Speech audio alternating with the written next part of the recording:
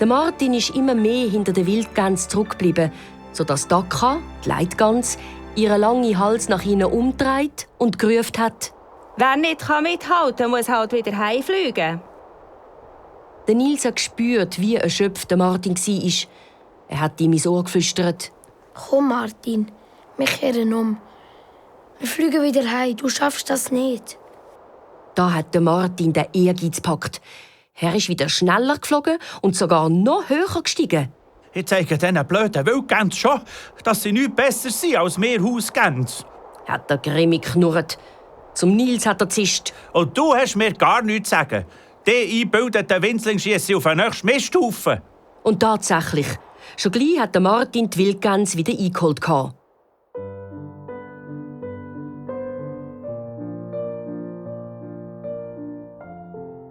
Langsam ist die Sonne untergegangen und hat alles in ein orange-rotes Licht getaucht.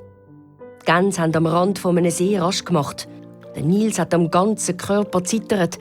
So kalt hat er gehabt. Ich habe so Hunger, aber überall liegt noch Schnee. Da finde ich nie etwas zu essen. Zum Glück habe ich wenigstens den Martin. Der Nils hat zu der weißen Hausgans übergeschaut. Martin? Der Martin ist reglos am Boden gelegen. Martin! Martin! Was soll ich nur machen? Der Nils war ganz verzweifelt. Er hat sanft an Martin sein kaltes Gefieder gestreichelt und ihm ins Ohr geflüstert: Komm, trink einen Schluck Wasser im See. Das tut uns sicher gut. Aber der Martin hat keinen Wank gemacht. Früher hat der Nils wahrscheinlich auf den Gänserich eingedroschen. Aber jetzt hat er einfach nur Angst gehabt, seinen Begleiter zu verlieren.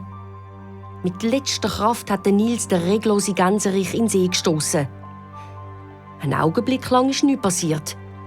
Der Nils hat den Schnuff angehalten. Dann hat der Gänserich plötzlich sein Gefieder geschüttelt und ist langsam ein Stückchen in den See rausgeschwommen. Am Nils Holgersson ist ein Stein vom Herzen gefallen. Der Gänserich ist kurz im kühlen See abgetaucht und ist dann wieder zum Nils zurückgeschwommen. Mit dem Schnabel hat er ihm ein kleines Fischchen vor die Füße geschoben.